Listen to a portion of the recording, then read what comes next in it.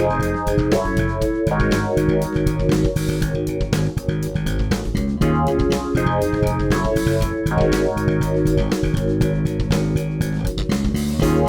you doing, Sean? So hey, this is Steve Arajo, the Bass Hang. Super excited to have my good friend Sean Fairchild, Combinator, on the podcast, and we're just gonna talk. We're just gonna talk. I don't Yeah, know, I'm chat excited it to be up and here. talk basses because you have some rad basses behind you and gear and all the fun stuff, man. And Yeah, actually, just yeah, and kind of all the best just stuff to talk about. exactly, and just catch up. We saw each other at NAM, which was wonderful. That it the social experiment that is NAM post COVID was nice to see you. Nice to see people there, and Yeah, it was you great know, to have it be closer to normal again. I mean, it oh felt man, definitely more optimistic yeah, than the previous NAM to that. yeah. Because did you 2020? hmm That was the last big one. You were there, right? I think we saw each other I that was night. there. I actually played a really cool. I played the bass hang That's right. at, That's right. So we JT Schmidt on Friday night. yeah. So we had that. We had I was responsible for the GNL NAM booth, so that was our 20th or 40th anniversary. So it was the big Leo. Yeah, so that was a crazy. That was an amazing NAM, and then right after it just. Yeah, it just tanked. Yeah, it was. That was like for me, like on a professional level, that was my biggest NAM yet. I had a bunch Yeah, of different performances, and I was doing stuff during the show. I had the showcase thing on Friday night, and it was great. And yeah, it's like riding this high, and then right afterwards, just the world just ended for a little man. while. Did you catch the Namthrax slash COVID that year? Yeah, I mean, I very well may have. Like, Yeah, yeah. I came home and I had a cough that wouldn't go away Hmm. forever, Yeah. and I mean, it was bad enough that that I went to the doctor and they had a chest X-ray, but they were like, "Well, we don't see anything wrong," and I don't know if they just weren't concerned about COVID yet or didn't have a test for it. Or I don't know what the Yeah. deal was, but no one Yeah. ever told me that I had it. But I still suspect it's possible I that I I came home with a version of that. I think so, man. I think that would have been like March-ish, February, March, and that was early. Yeah, it sounds exactly like what I had. Like it was just this chest, weird, not good, and then yeah, and then we know what happened. But it was what it was. And then last year kind of came back, Nam, and then this year was a During little the bit summer. bigger. Yeah, yeah, it was like July. So, anyways, but yeah, man, it was so good to run into you and so good to see everybody. And you were doing a lot of stuff for yourself, obviously, but Bass Musician Magazine also. You do a lot of their videos, a lot of coverage for them. Actually, a Bass Gear magazine. Bass Gear, sorry, my I love bad, the my folks bad. at Bass Yeah, Musician Magazine. They're great. Raul's great. He actually yeah, used to be in Washington, yes, not really close to where I am, but has okay, relocated to Nevada. that's right, that's Um, right. Yeah, but yeah, so Bass Gear Magazine, I'm a staff reviewer for them, and nice. I get to write and talk about gear, which it's a subject near and dear to both of our hearts. And Yes. yeah, it's really great. And I do a lot of the like video companions with the reviews that I make Okay. that I write for them. So it's been really fun. It's been a nice thing. I mean, that all kind of spawned from believe it or not, Talkbase. I was just this is like Yeah. back in like 2012 or like 2014 or something like that, Hmm. and I was just pretty much writing reviews just because it's just what I like doing, Yeah. with my spare time. And I wasn't thinking about it in a journalistic sense, but I wrote like a really long comparison of these different gig bags, like the hybrid like hard shell gig bags Sure. were kind of becoming more popular, more common. And Tom Bowles, the editor, saw that and reached out, and I was like, "Hey, you're pretty analytical and you're pretty into gear. You ever want to like write for our magazine? Wow. Let me know." And I was like, "Yeah, what do you Of mean? Like, course. yeah, Yeah. of course I do. That'd be awesome." That's cool. Yeah, yeah, I think the mid 2000s, I was pretty heavy into talk bass. Like Like I was Yeah, on there all the that was the time, place. and yeah, and it still is. It's still really good. I mean, It's you know, Yeah, I mean, some people hate it. I mean, a lot of people hate it. I think it has become fashionable to dislike Talkbase. yeah, And really, I mean, the main thing for me is I just spend a lot less time on forums in hmm general. But it yeah, still has the best classified section, for buying and selling big gear time, that I'm aware big of. time. I mean, it's Yeah, still like the best place to do that. yeah, especially private, and you're not getting because I use Reverb a lot, but I you do too. get charged, all that. But it is a nice thing, and I know with Talkbase you have to actually you have to have the subscription, so that kind of validates like somebody's I don't know, yeah, they're not just what is it? What is the other free Like a bot classified? or just somebody off the street. Yeah. Exactly, or what's the Craigslist kind of thing? Like Oh you don't yeah. know what you're getting. At least this person, then you can see their feedback. So I use, I use Talkbase. You have to be very discerning and kind of go, kind of weed through the comments of, you just have to like, okay, who is really a pro? Who's kind of not really? But I think it's good to look up like if you're, I don't know, a piece of gear. Okay, Yeah.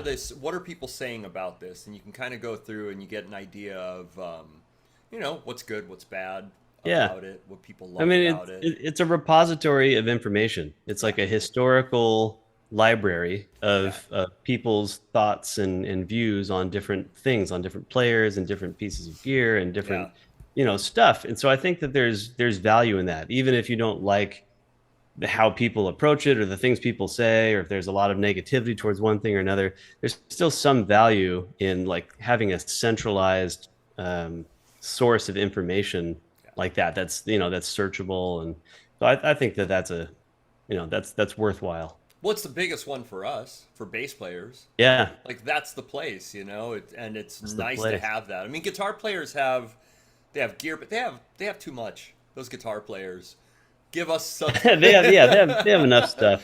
They have It's funny. resources I everywhere.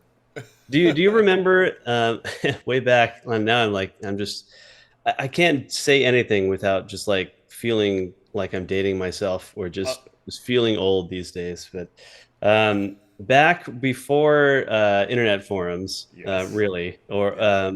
there was this digest. There was this email digest. And it was all like text. It was all like ASCII characters stuff, and it was called The Bottom Line. Yeah. Did you ever Oh, subscribe to that? I think so. Yes. Yeah.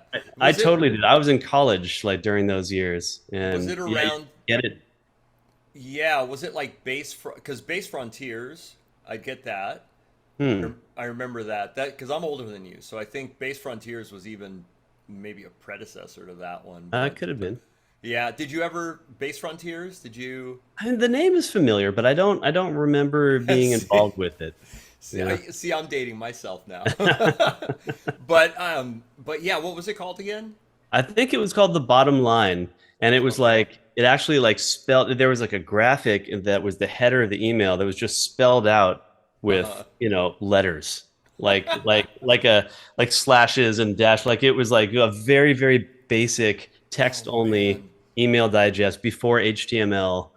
I'll have And it to. was It it it was re, like you could reply in a certain way that would like have a tag that would like associate your reply to a topic. So they would line out that That's there'd be a funny. table of contents. They'd line out the topics, and then this it was sent out once a day, I think, in the morning. So everybody's replies from the previous day would be published the next day in Hmm. this one long email. At least that's what I remember. Yeah, it sounds vaguely, but I mean, yeah, I remember just growing up because I grew up in Southern California, LA and then Orange I've County. heard of it. Yeah, But yeah, yeah, and then, I've heard of that place. but I mean, back in the early '90s, late '80s, you couldn't go try an MTD.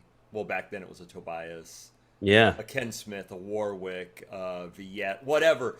We would make pilgrimages up to the Bass Exchange, Oh yeah. which In LA. was in the valley, and we would all pile in and go up there and just drool at these exotic instruments. And it was, Totally. I don't know, man, it was so not, it wasn't as accessible as it is today. So Yeah, especially I like had the same experience here yeah. with Base Northwest. Yes, It was yeah. here in Seattle in an area called Pioneer Square, Wow. and I'm still friends with the two partners Okay. that ran that. I mean, one of them, Chad, is currently running the Base shop, which is Nice. in a totally different part of Seattle. It's really hard to access, Got but it. Got um, it. but yeah, I mean, he remembers me coming in with my mom as like a 13-year-old or 14-year-old and buying my first amp. And I don't remember that, but he claims he does. And Wow. there's also like a PV thing, and I know I had one or two PVs, and I'm kind of a little bit embarrassed about now, but Dude, I had a PV Combo 300. I I don't remember that one. I had like a PV TNT something or Yeah, TKO 150. something TNT or 150. yeah, Dude, sounds about the right. the Combo 300 was this. It had the Black Widow 15. It Mm-hmm. was 300 watts, and it was just a beast. And I put casters on it, and I would wheel it around town, down Hamilton and Huntington Beach, to my neighbors, down the street, to like whatever. And I would wheel it with the big case of this 76p bass on top.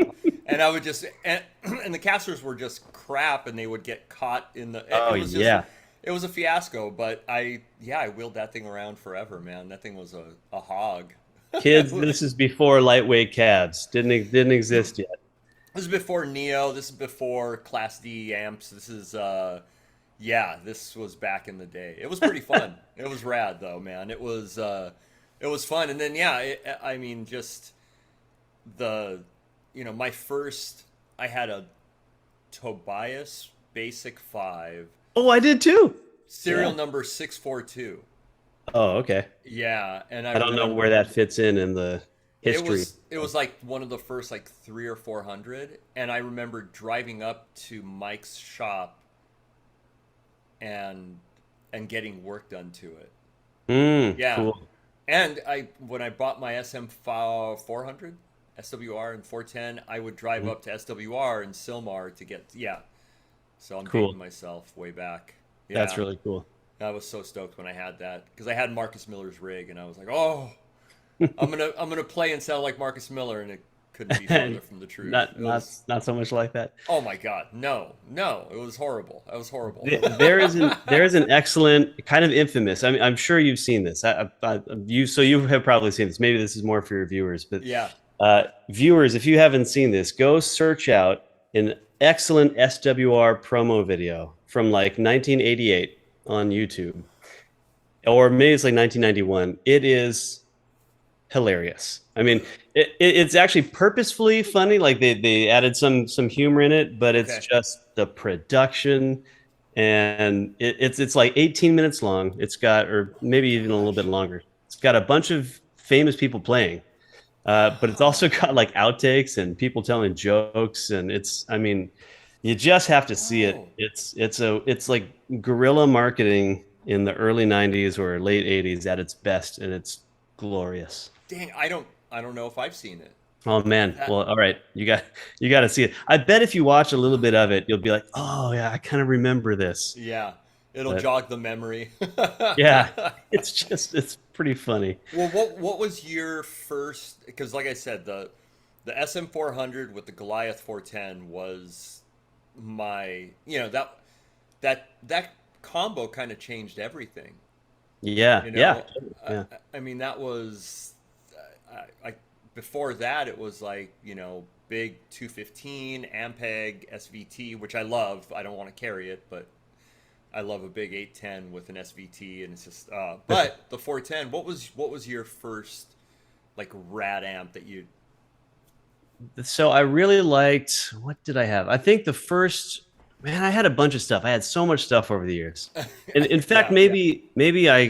maybe what I'll do is start now, like start with stuff now, and then kind of Yes. and then go backwards. Okay. I think one of the things that's difficult for some people to kind of comprehend or understand about what I do is sort of the electronic nature of it with Hmm.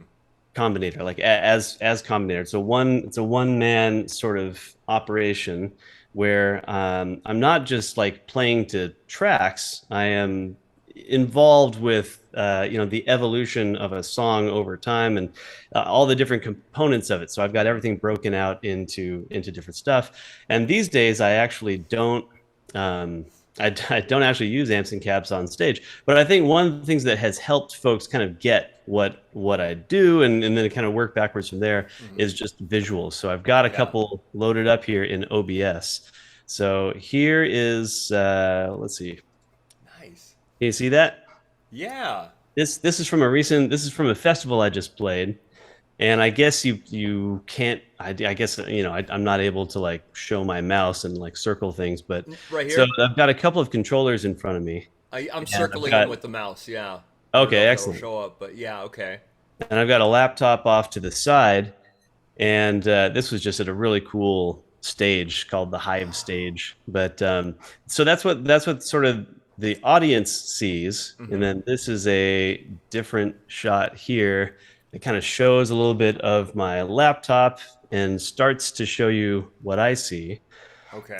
But then the one that really is more explanatory is Oh this. wow. So this is what I see when I'm doing that stuff. And what's going on is I've got unfortunately the screen is off on the computer in this shot, but I see I've it. I got see it. Ableton Live.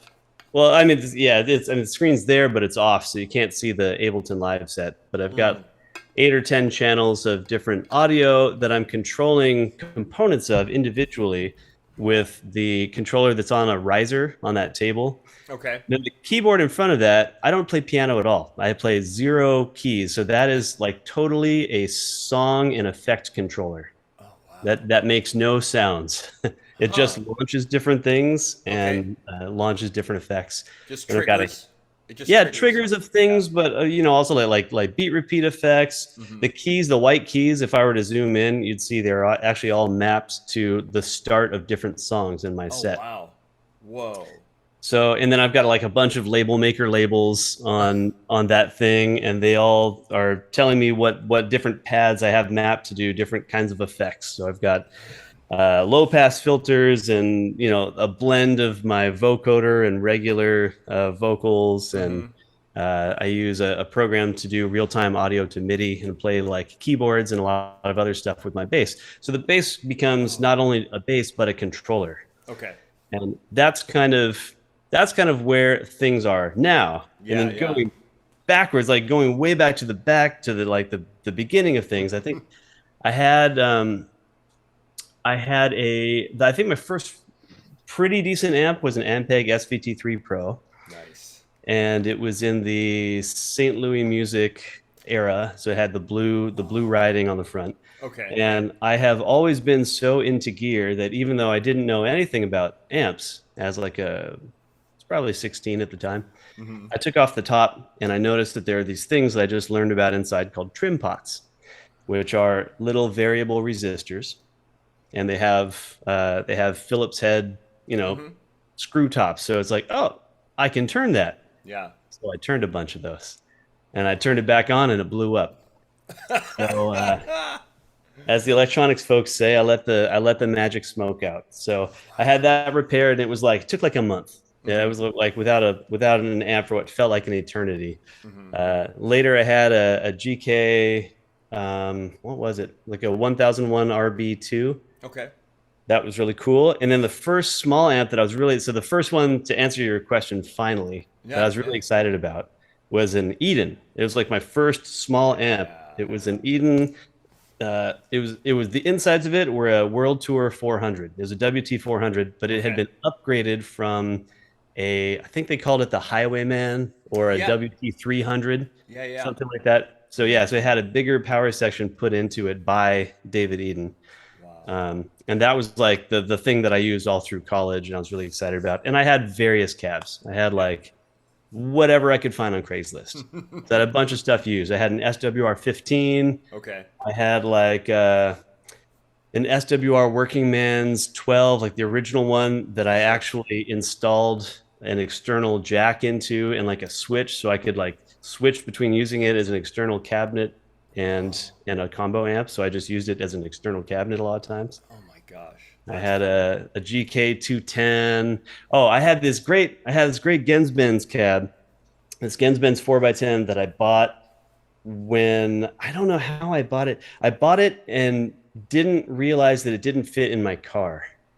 And I don't remember how that happened, but I must have bought it and like took it home in somebody else's car or Oh something, my and I god. didn't realize what was going on. And I was living in the dorm at college Okay. my freshman year, and uh, and then I realized I can't transport it anywhere. And then, and like you're saying, it's like the days before like light cabs. It's a big, heavy 4x10 Oh with big man. ports and got casters on it. So I had to sell it like locally, but like hyper locally. Yeah. So like I sold it to somebody like 2 blocks away from the dorm, and I wheeled it through the rickety concrete streets of University District, Seattle, to deliver it to its new home. Oh my gosh, man. Those are the Yeah, I had a days. had a bunch of stuff, man. Uh-huh. I've just had a ton of gear over the Well, years. well, now like doing the solo bass thing, like when you first started, what kind of drove you to uh, being Combinator what it is now? You know, did you Yeah, because obviously you're a great player. You know the role of traditional. I mean, I don't sure, know, of course, yeah. traditional bass. You know, did you? I don't know. What was the impetus to kind of shift or? It was a really slow evolution, and in Mhm. some ways, it was kind of forced. I mean, I never set out to do that in the first place. Sure. I always liked the virtuoso of the day. Like when Hmm. I started getting really into bass, it was Michael Manring, and Yeah. then Victor Wooten kind of unseated him, and then there's just like a steady succession of Evolution. crazy Yeah. bass players. Yeah. But I mean, I was always playing in bands. I was always Okay. playing with other people. But when I was I mean, I guess kind of in retrospect, I can pick out little bits and pieces that may have, helped lead to this. Like when I was in high school, I went to a high school that I was like outside the city limits of the city the high school was in, but the city that it was in was really wealthy. So they had a great like music program, and they had some Okay. of the earliest music technology that anybody had around. So we had like a studio, and we had like some of the very first DAWs. We had like the first Mark of the Unicorn digital performer Yeah. when it was MIDI only. It didn't even do audio.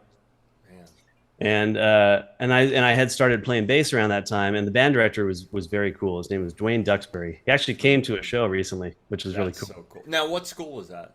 This was called Jackson High School in Okay. Mill Creek, Washington. Oh wow. HM Okay. Jackson High School. And so I was playing bass, and there wasn't, there's like me and my rocker friends. I had long hair at the time. We're just totally like, "Ah, fucking school, whatever, dude." Yeah. Oh, I And I feel yeah, that. I've lived it. that was our thing. I mean, this was like Seattle in the mid '90s. Oh. It's great. Oh. Yes. So yeah, so me and my friends were, too electric or too rock and roll for like, school band and stuff. Hmm.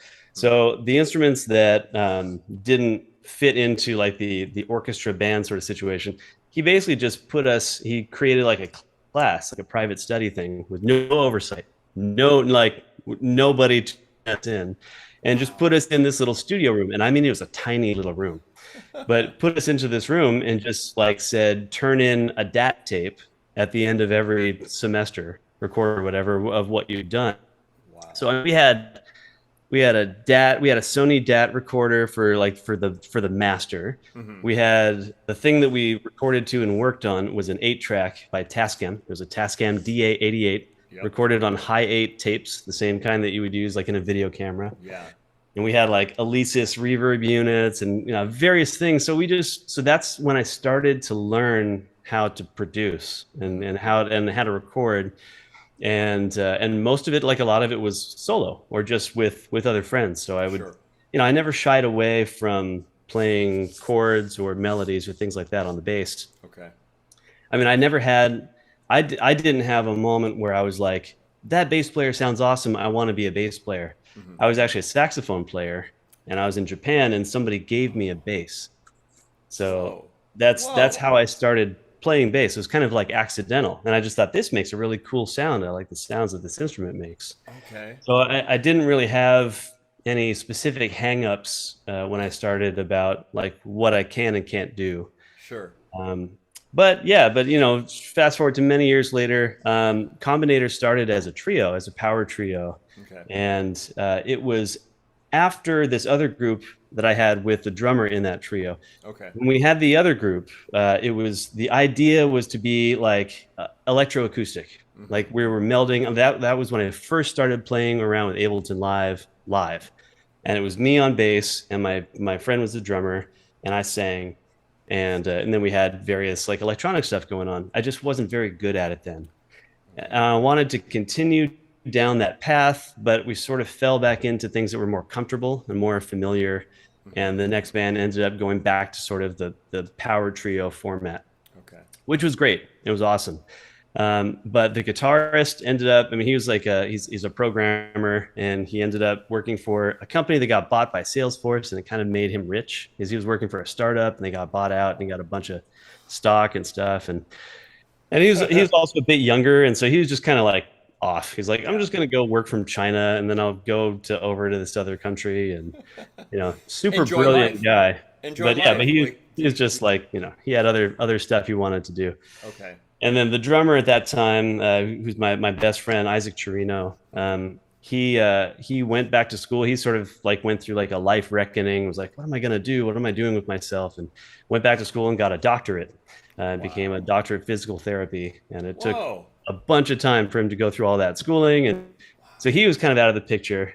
Okay. And that's when Combinator was sort of reformatted into, in a way, kind of what I wanted to do earlier Sure. with the stuff that me and Isaac were doing. So Square Pusher is an artist who's a big inspiration of mine. Fantastic. So there's some modeling there after Yeah. what he has done, with the obvious addition of voice. He doesn't do any singing or vocalization or anything. So, Wow. and he's a lot more electronic than I am. So, but I kind of hold him up on a pedestal of like, this is what can be done. Sure. I mean, somebody who's also very, very interested in the technical side of things and in gear. So Yeah. it's easy to learn from folks like that. Yeah, and be inspired, obviously. I mean, that's, Yeah.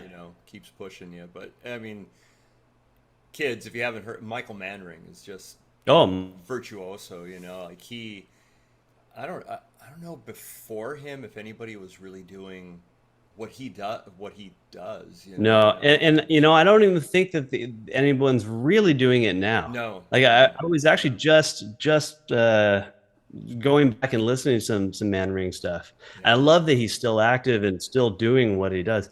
And like it's still, some of that stuff is still kind of beyond Victor Wooten ability. It's like, I mean, he's still It's kind of the bass superhero. Like yeah, yeah. I don't think anybody does exactly what he does. It's very unique. On a four string fretless with detuners on every tuner.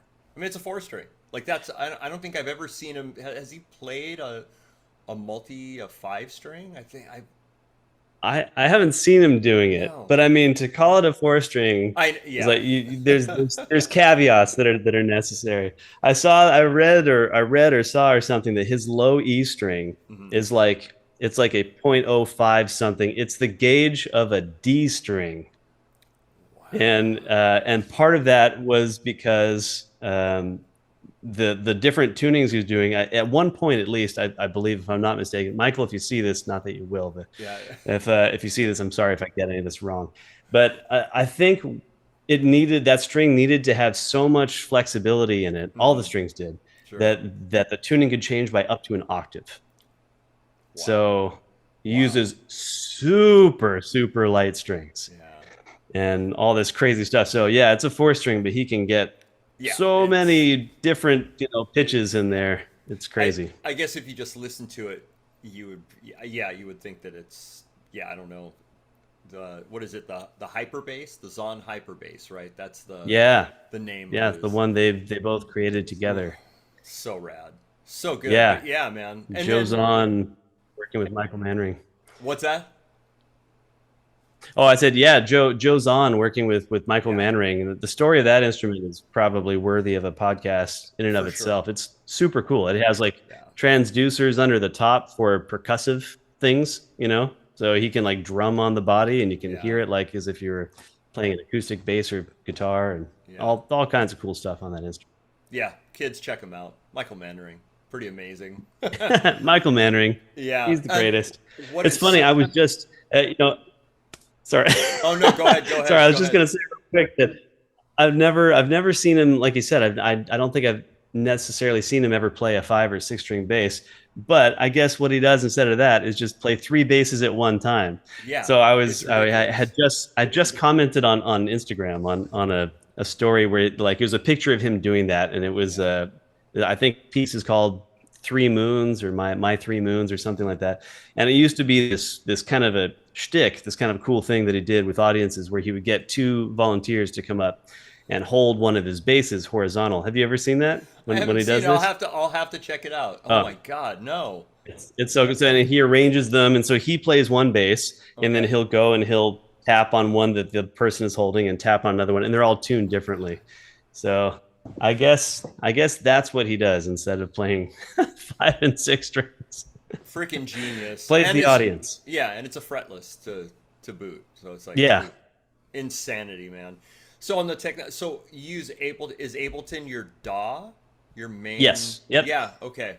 Okay. Yeah. Ableton's what I use to. Yeah. Actually, look, these are CDs. These are Yes, compact discs. They're so compact I and remember and those. obsolete. Ableton Live is what I it's what I Mm, use to record that stuff. And I okay. mean, I do everything. So I do Yeah. my own mixing and mastering. Nice. Over the years, I've learned how to do that hopefully decently, Yeah. and I use Live for all of that. I use a Okay. number of different third-party plugins, but Sure. Live has a lot of power and functionality. Hmm. So it's great to be able to make music in the same software that you use to perform with. Yeah. It's still, things have to be, it's like a totally different file. Things aren't set up the same when you're doing like linear Hmm. DAW recording, versus like triggering things to play live. Sure. But it's great to have that flexibility in one program. So I I love it. I always tell people. I mean, I don't know. You get a job from a job, but you also learn from something. So I always tell the kids. Now I sound like an old man, but It's like the fifth time we've said that. I know, man. But it's really important to kind of like learn gain, learn structure. Oh God, Like yeah. it's so important even for gigging too, because you kind of the more you know. It's I always say that saying knowledge is good is such a stupid statement because it's so obvious. It's like, of course it is. It's learn not just your instrument, but learn recording. I recently I had somebody that just got into recording, and they're like, man, my bass just doesn't sound good, and we kind of talked through some stuff, and I'm like, well, you've probably never heard yourself recorded, so you kind of have to do it a bunch, because a lot of the stuff that you think that you're playing that is cool, the first time recording, you're like, oh man, it like picks up everything from, I don't know, string noise, finger noise, to an ambient string buzzing when you're playing that A, and oh man, my open A's ring. All these little nuances, and I remember, gosh, man, I started recording. I got the first M box Oh when it yeah. first came out, and I think even before that I was recording. I forget what I had, but I don't use Pro Tools because I'm stupid and it's way above my pay grade. So Logic, and I switched over to Luna, UA's DAW, which I really love. I But actually don't know anything about that. yeah, it's like Logic. It's just linear recording, but environment's a little different. Takes a little bit. It's like it would be like going from um, Final Cut 7 to Premiere. Okay. Yeah. Like just a little different environment, and but I think it's just so important to learn that. Learn your instrument, Yeah. and a lot of times too, you're gonna plug in and go, oh man, my bass is buzzing. Why is this? Well, then get it fixed, because if you go to a live gig and you have a ground issue, like, no, not just the playing, but get technical. Learn signal paths, learn gain Yeah. structure, learn gain. What's the difference between gain and volume? You have to kind of know that stuff, and I don't know. I I think totally it's agree. I totally agree. yeah, I mean, yeah. that's actually a part of like when I teach Hmm. um, anybody really, unless they already know about this stuff. Yeah. that's always a piece of what I or what I sort of Huge. focus on, which Yeah. is that hey, we are electric instrumentalists, Hmm. and there is not. This is like this could be a subject of a whole separate podcast. I Good. think that there are not enough luthiers that actually take the electric and electronic component of an electric instrument into consideration when they're building Yeah. instruments. Yeah. MTD does, of course, which is Of course. Yeah. who are Michael. great, of Well. course. Yeah, Yeah. GNL Yeah. does. Yeah. You know, GNL's got the great like MFD stuff. Yeah. Well. But Well. there's a huge like electronic component to or at least electric Yeah. to electric instruments. And if you're gonna be an electric instrumentalist and use this stuff in the real world, it really helps to learn about impedance. It really helps Oh to man. learn about how the loads of pickups act on each other and what buffers do, and Yeah. what kind of pedals offer buffering, why you might want that, versus why you may not want that, and what the tonal outcomes are Yeah. for different pieces of this puzzle. It's really, I mean, it's stuff, it's not super easy to learn. It's knowledge that has taken me, a lot of years to accumulate, but I Yeah. also didn't have somebody like me teaching me about it. Yeah. Yeah. So, yeah, I think it's really important to learn all about that because it's a huge.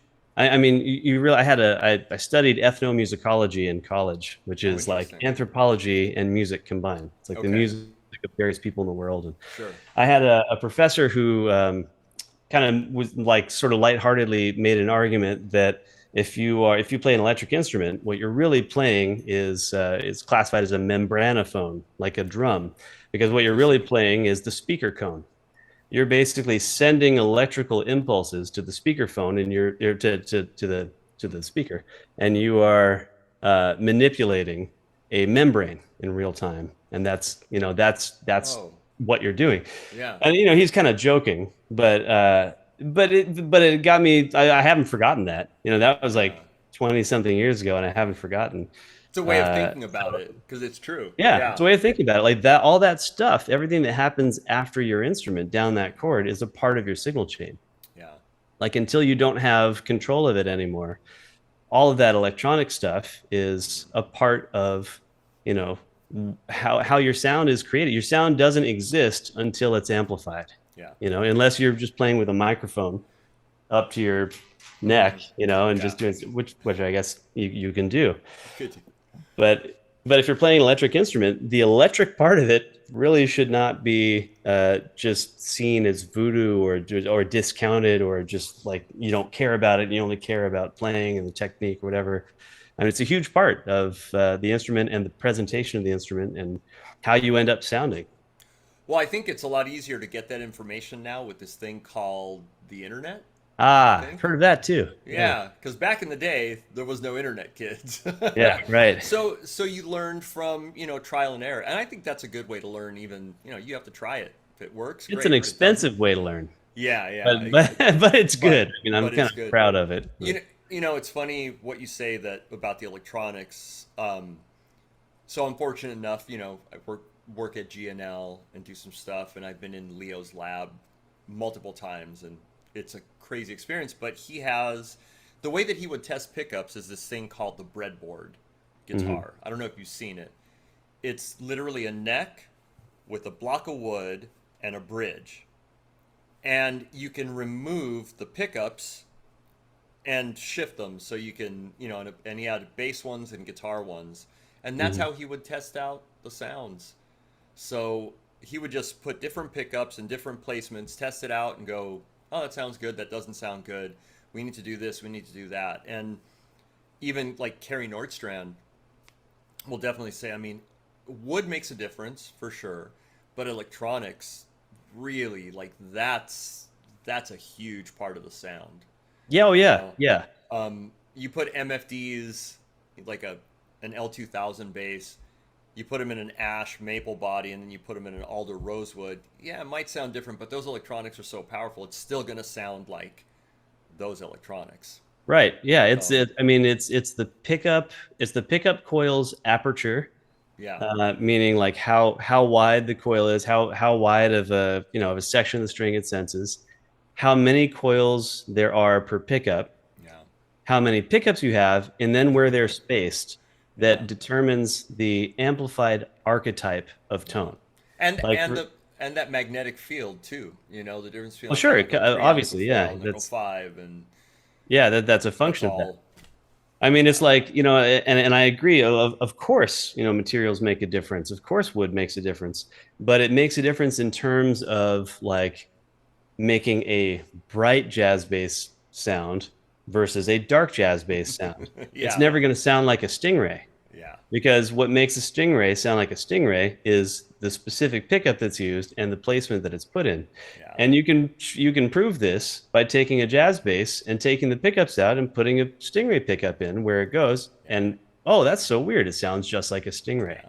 And with You that, know? and especially that the early Stingray preamp, was man. I mean, I love it, but I hate it because it's just so shrilly that high end, But that's Leo Fender again. Yeah. And then obviously the Ball family took over, but that was Leo. He designed that. It was Yeah. crazy, And man. that was at a Yeah. time before cabs had tweeters. Yes. So Yes. it really made a much more lively sound. Yeah. It was Yeah. really, and from what I understand, from what I hear, he was a little hard of hearing and didn't Yeah. hear high frequencies so well. Yeah. So brighter stuff sounded just about right. It sounded good. Yeah. The shrilly, but I think we have one or two. We have the prototype Stingray, and then we have at GNL, and then we have an early Stingray. And for me, it's just they just feel great. I'm not a Stingray player, the sound, but the feel of those early necks, there's something about them. Like they just feel nice. It's the one production bass that I have never owned that I've kind of always kind of wanted to, and just Yeah, just never done it. yeah, I do love the sound of a Stingray. They're heavy. The neck profile is thick. yeah, They're yeah. not exactly what I want in a bass to play, but I Hmm. sure love the sound of them. I know, man. I know. Yeah, they sound good, and there's you can go down the recordings of Stingrays. And it's like, oh, Oh yeah, Lewis Johnson, Pino. I mean, I don't know. That for me, those are the two. I mean, obviously there's more, but yeah. yeah, that's good stuff. Well, what bases? So you play MTDs. I'm looking at. You have a. What do you got? A These are Warwick? all MTDs except They're, for the one over here. Let's see, am I pointing the right? Yeah. yep. That one is I guess you'd call it a Fairchild. That one I made when I was in high school, Dude. and we had this thing called a senior project where you kind of like interned with somebody in a field that you were interested in and studied. And there's this guy by the name of Dave Bunker who was Okay. a luthier. A lot of luthiers know him. Virtually nobody else does. Sure. Fortunately, he's not with us anymore, but Oh man. he was the guy who created so he created and had the patent for the two-tech bridge, which was like really hot in the Yep. 90s. And people were Yeah. excited about the two-tech bridge and touch style instruments. So he had the original Whoa. patent on touch style instruments and like the stick and war Hmm. guitar and stuff like that. That was all Dave Bunker, and he was doing this Wow. in like the country circuit in the 70s. A really eccentric guy, really interesting dude. But Huh. I interned with him, and I mean, he made a line of guitars and basses too, Okay. but made that at his shop. The rest of these are all MTDs. So I've got my Love it. heavily customized like MTD Combinator bass right there. It's got the Nightfall fade finish, which is the Love it. first time they've done that, and That's I was rad. really excited about that. They let me name it. I was really happy. Oh.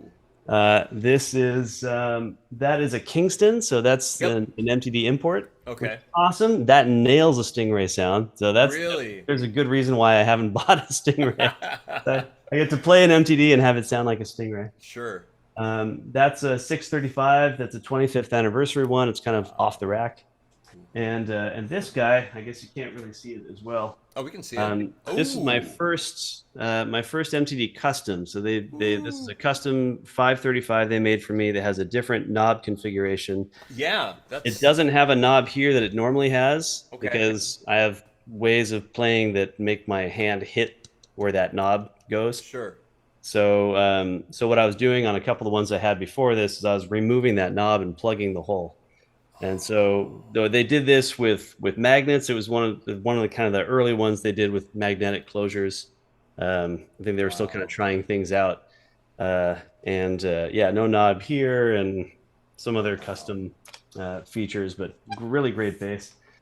So yeah, That's right beautiful. now that's my bass stable. I've never been the type of person to have a ton of instruments. Okay. In fact, this is like maybe the most I've ever had at one time.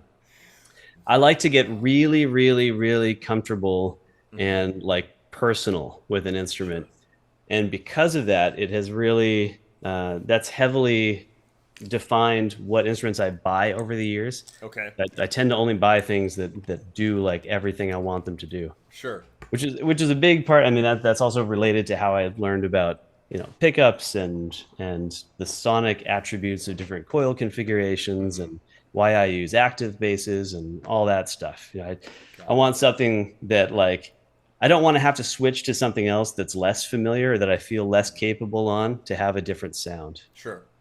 No, it makes sense. Like you're used to. And are you playing fives or sixes mainly? I know you can. I mainly play six, Okay. but five is still very comfortable. Yeah, I yeah. kind of made the switch over in around 2008. I started to switch to six string, and Got it. I bought like a tester Sure. like cheaper six string, which is actually a great playing bass. Um, Let me guess. Let me guess. Ibanez. yeah, Yeah. See, yep, we're such fucking nerds. yeah, Yeah, like you're totally I'm right. like I know exactly what year and expensive who was making a lot of sixes. Ibanez. You're Dude, totally dude. right. It's Yeah, it was just. an SR 1006 EFM, and I'm a nerd because I still remember that. Yeah, yeah. And it probably had really like skinny spacing, probably 17, 16 and a half millimeters. So it Yep. was like a tester, and then now you have wider. Yeah, we're Yeah. we're nerds. I love it. Yeah. This is true.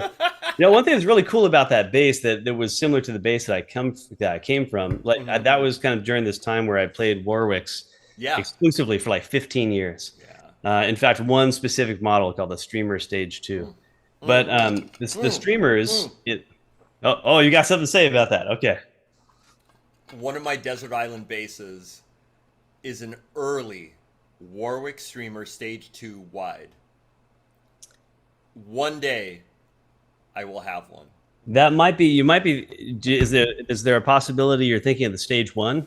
Because the Oh, Stage 1 had sorry, the broad neck. stage one. The I mean, I'm talking early with the adjust. I mean, dude, Yeah. Yeah. Oh, yeah.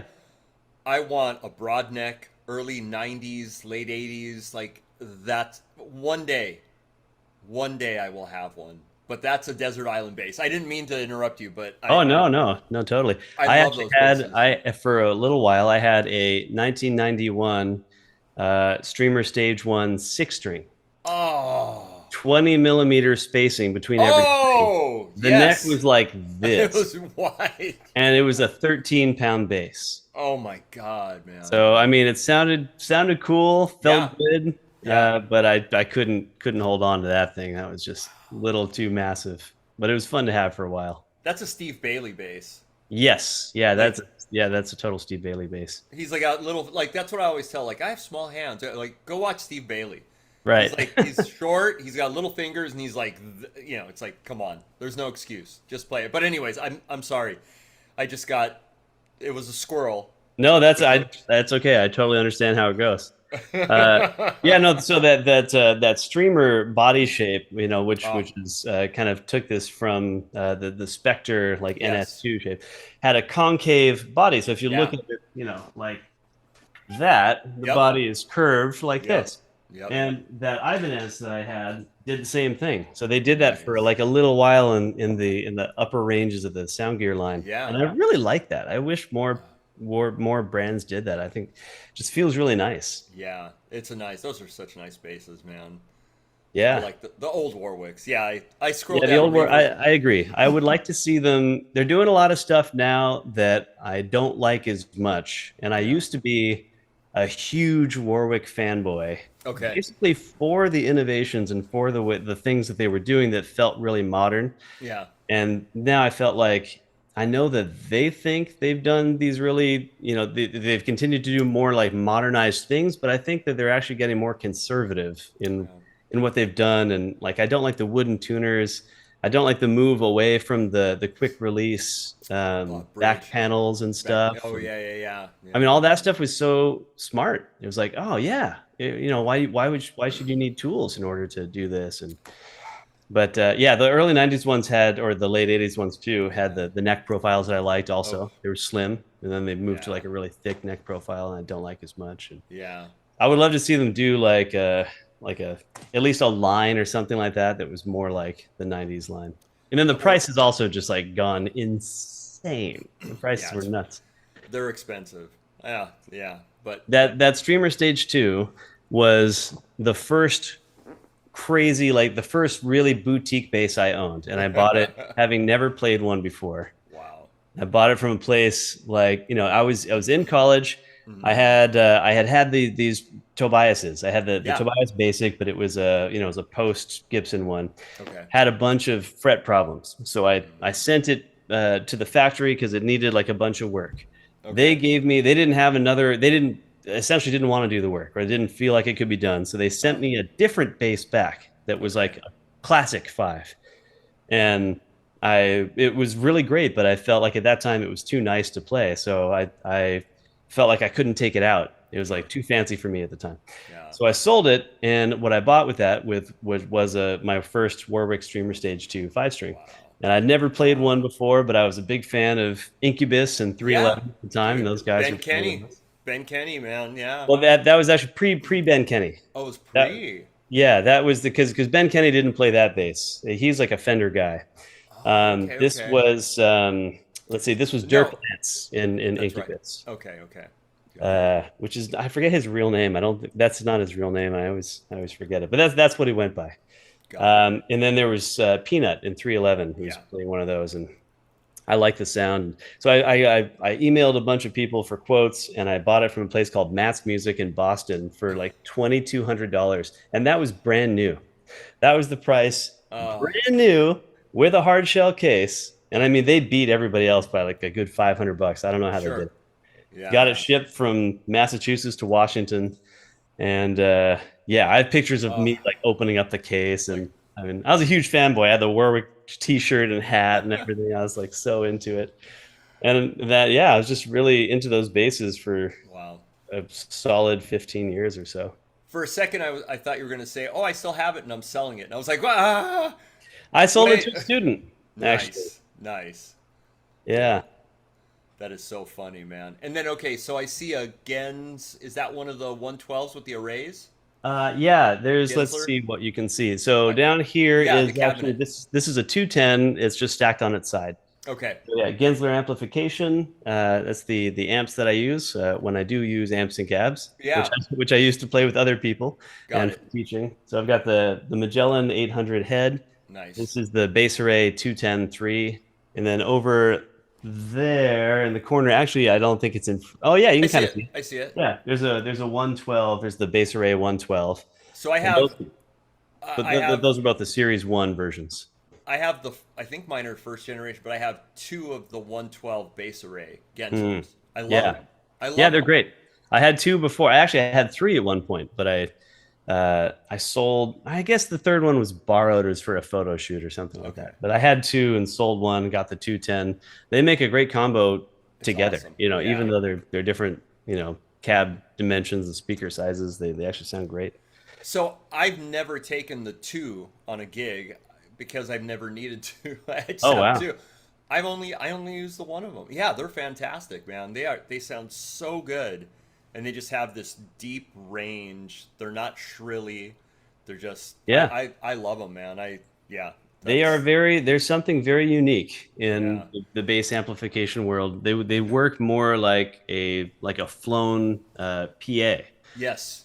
Yeah, a yeah. PA line array. That's the whole Hmm. idea behind the array of little Yeah. speakers. And a lot of people think that those little speakers are tweeters, but they're not. No. They're little paper cone drivers. Yeah. And there's no adjustable crossover. Like the whole cab is just designed to sound, to create the full spectrum Yeah. of like what the bass puts out. Yeah. It's pretty cool. And they actually just came out with the Series 2 cabs, which I have not actually played yet, but I think I'm going to be getting one or two in to do some video review or something like that. So I'm excited to Nice. hear those and see what's going on. And they're slightly lighter and they're Oh, slightly more full range. wow. Yeah, I was Yeah. blown away. I like I had SUVs and trucks all my life, and I eventually got a car.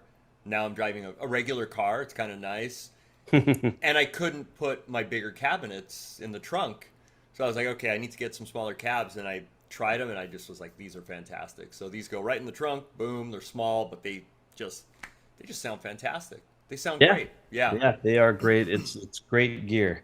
It's great gear. nice. Jeff Gensler is a great guy, Yeah, and I'm yeah. lucky to have a relationship with him. He's a good dude. And It's Scott Andres also, I should mention Scott. okay. So the Gensler amplification is really, it's if you include the people that manufacture things, it's larger, but it really comes down to two people. Okay. So Jeff and Scott are the two guys behind that, and they're just awesome. Are Both they excellent in people. Arizona or where are they? New It used to Mexico? be. So Scott Okay. is still in Arizona, and Jeff moved to. Originally, he moved to Brooklyn and Okay. was working there, and I think now he's just across the river in New Jersey. Okay. Cool. But yeah, but he's in that area. He's got family in that area. Nice. Yeah, he's an. I mean, we have these bass legends, man. There's these innovators that just kept pushing and pushing. I love it, man. And Yeah. Oh yeah. Yeah. And I was using Gensben stuff before yeah. this stuff. I guess when I was doing my amp history, my amp story, I didn't get as far as like getting into like Class D stuff. But yeah, I mean the first Class D stuff I had was all Gensben stuff. Yeah. And I had like this big amp called the Shuttle Max, Yep. and it was like two channels and like a ridiculous amount of EQ and knobs, and it was just like this battle station of an amp. And Yeah. yeah, but I had like several Gens-Benz amps, and that Gens-Benz cab that I couldn't fit in my car, and Dude. a bunch of other stuff from them. So when Gensler amplification came into being, it was already kind of like familiar. Sure. Yeah, he's awesome, man. Right on, man. Well, okay, so where are you playing? Do you have any gigs lined up or anywhere I'm people can see you? playing this Friday. Yeah, I'm playing all over. So I just did a festival that was really great here Okay. in Washington called Any Patch of Grass, APOG. I'm hoping they have me back next year. So Okay. somebody put in a good word for me, please. Yes, And definitely. Well, where can people log on? Do you have a website? yeah, Do you have a, the easiest way to do it is oh, I should have created a graphic for this. no, I'll get it. It'll be Okay. like if this is you, it's gonna be like boop, it'll fly in. All right, cool. I have a way of doing that. All right, very nice. I have a way. I have a Uh, way. Yes. Yeah, the easiest way for folks to check it out is to go to my link tree. So it's Linktree. linktr.ee. That's how Linktree does their things. /Combinator. Nice. That has it's got everything. That's got links to merch. That's got Cool. show dates and tour dates. It's got an embedded audio player that connects to Spotify. You can listen to the music directly from there. I've done that with It's, yours. I did oh, have that. you? Yeah, it's awesome, man. I was like, Oh, oh, cool. Linktree. Boom. Thank you very Yeah. much. It's very convenient. Linktree Yeah, is yeah. great. How about socials and stuff? What do you got? It's all on there, and Okay. I'm at Combinator Music everywhere. So you Okay. can find me on Instagram, Threads, Twitter, Facebook, YouTube. Perfect. Oh, I've got a Discord server. Okay. The Discord server is linked to from my link tree. Okay. But yeah, I'm pretty much at Combinator Music anywhere that allows me to have an account. Any place that has Nice. to pick me off. Dude, that's rad, man. Well, Sean, I so appreciate it, and I'm sure this won't be the last because I've got some other stuff cooking. I don't know if you've seen the thing that I've been doing, subbing for my friend, the Take the Lead. It's the guitar show. I might be doing another thing, so Okay. All I right. might be calling on you. I will be. I Yeah. will be calling on you. I like it. So All right. yeah, I'm man. But down. we'll do another we'll definitely have more conversations. And dude, I so appreciate. I know you're so busy. Thank you for taking the time. And yeah, this will be up soon, man. People want to hear from you. Well, thank you very much for having me. It's been a pleasure. I love talking about all this stuff. So anytime you need to fill a gap, No, dude, it's let not. somebody in and just This is not filling a gap because I think there's so many subjects that can be discussed that can, I mean, we just kind of went around the block here, but there's so many subjects that that I don't know about that I'm interested in, that you're so deep in, that the Ableton, the solo stuff. I mean, it fascinates me, man. I can't do it. And it's rad, man. It's definitely it's rad. It's really cool, and it's so Well, thank musical, you. and you're so musical, and that's the thing, is that when I listen to it, it's like, fuck, this is musical. It's not just, you're not just going through these parts and playing this weird thing. It's fuck, this is a rad song. Oh, It's cool. thanks, man. Yeah, it's really great. So It's check him great to out. hear. Combinator Music. As I tell everybody, we go to the green room and talk shit. we we gossip and stuff, but man, thank you very much, and really appreciate you, Sean. Thanks for joining. Thank you, Steve. It's been a pleasure to be here. All right, man. Bass hang. We are out. We're gonna go talk shit. Let me All end right. it. All Excellent. right. Here we go.